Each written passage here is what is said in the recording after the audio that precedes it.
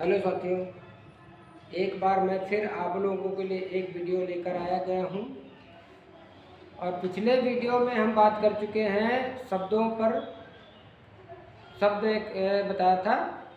शब्द का मतलब होता है कई वर्णों का सार्थक मेल होता है, उसको शब्द कहते हैं।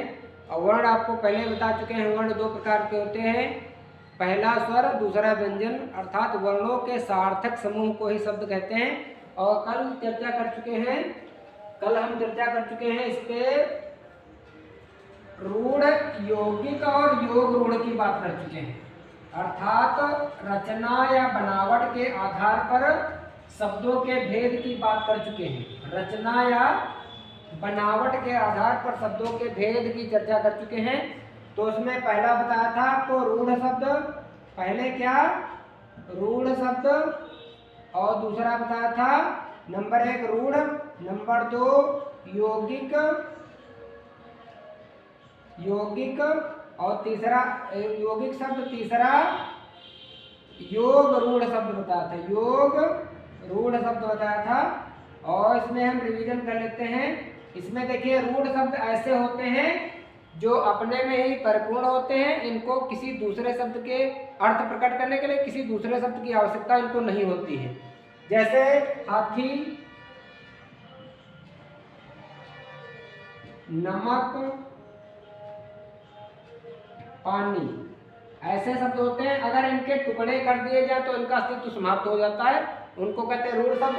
दूसरा यौगिक शब्द में बताया था कि दो शब्दों से मिलकर बने हैं, जैसे विद्यालय, विद्या प्लस आलय से मिलकर बने हैं। और जब दोनों का अर्थ लगाएंगे तो विद्यालय निकलेगा, दोनों का अर्थ एक हो जाता है, तो उनको विद्यालय हो गया। और से जैसे पाठशाला, दूसरा शब्द हो गया पाठशाला। पाठशाला दो शब्दों से मिलकर बना है, विद्यार्थी, विद्या प्लस अर्थी, विद्यार्थी से मिलकर बना है। तीसरा योग रूढ़ शब्द किसी के पर्यायवाची होंगे, जैसे लंकेश, लंका प्लस ईश, लंकेश, अर्थात दोनों लंका और ईश दोनों का अस्तित्व समाप्त होकर तीसरा शब्द बना लंकेश अर्थात रावण। चंद्रशेखर, चंद्र प्लस शिखर, अर्थात जिसके शिखर पर चंद्रमा है अर्थात शिव। तीसरा लंबोदर, तीसरा है लंबोदर, लंबा उदर दो शब्दों से मिलकर बना, जब दोनों मिलते हैं तो गणेश जी निकलता है। तो हो गया आपके योग रूढ़ शब्द। इसके बाद हम अगले आज हम बताए इसके कल हम आप इस पे चर्चा कर चुके हैं बनावट या रचना के आधार पर शब्दों के भेद। अब हम बात करेंगे दूसरा टॉपिक इसी का है स्रोत, इतिहास या व्युत्पत्ति के आधार पर। स्रोत, इतिहास या व्युत्पत्ति के आधार पर, व्युत्पत्ति के आधार पर शब्दों के भेद। तो व्युत्पत्ति या इतिहास या स्रोत के आधार पर शब्दों के 5 भेद हैं। नंबर 1 तत्सम शब्द। तत्सम शब्द, तत्सम शब्द ऐसे होते हैं जिनको संस्कृत से सीधे हमने हिंदी में लिया है बिना किसी परिवर्तन के, उनको कहते हैं तत्सम। जैसे मातृ, पितृ, राक्षस, मयूर, ये हमने संस्कृत से सीधे हमने ले लिया है हिंदी में वैसे के वैसे, जैसे संस्कृत में प्रयोग होते हैं वैसे। और इनको हमने थोड़ा बिगाड़ कर लिखा तद्भव। तद्भव शब्द, तद्भव का मतलब होता है उसी से उत्पन्न। तद्भव का तद माने उसी से, भव माने उत्पन्न, शब्द तद्भव शब्द। अच्छा, संस्कृत से जो उनको थोड़ा हमने बिगाड़ कर लिया है, जैसे मातृ का माता लिख दिया, तद्भव हो गया। पितृ का पिता लिख दिया, और राक्षस का राक्षस, और मयूर का मोर, ये शब्द हैं। ठीक, तीसरा आता है देशज। देशज मतलब कुछ ऐसे शब्द होते हैं, देशज शब्द जिनका अपने देश में ही विकास हुआ है और देश में ही, देश से उन्हें देश में ही जन्मे हैं, ऐसे सब देशज माने होता देश में जन्मे हो, जैसे लोटा, लोटा, डकार,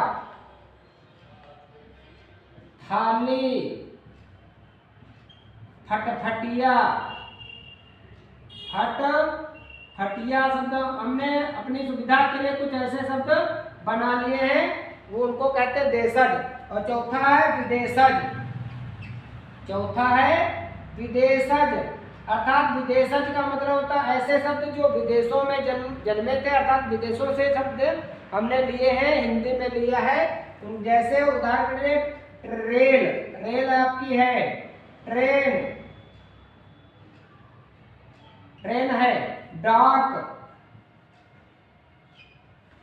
ऐसे शब्द होते हैं कि अंग्रेजी के या विदेशों से, चाहे पुर्तगाली हो, चाहे अरबी हो, फारसी हो या इंग्लिश के शब्द हो, हमने वैसे के वैसे ले लिए हैं विदेशों से, उनको कहते हैं विदेशज। पांचवा है संकर, संकर को अंग्रेजी में कहते हैं हाइब्रिड, हाइब्रिड अर्थात दो से शब्दों से मिलकर बने होंगे।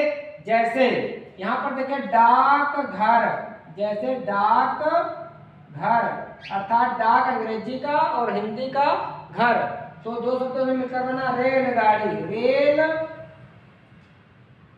रेलगाड़ी, रेल अंग्रेजी का शब्द, हिंदी गाड़ी का, गाड़ी हिंदी का शब्द है। और टिकट घर, टिकट घर ये हो गया आपका, टिकट अंग्रेजी का हो गया, घर हो गया हिंदी का।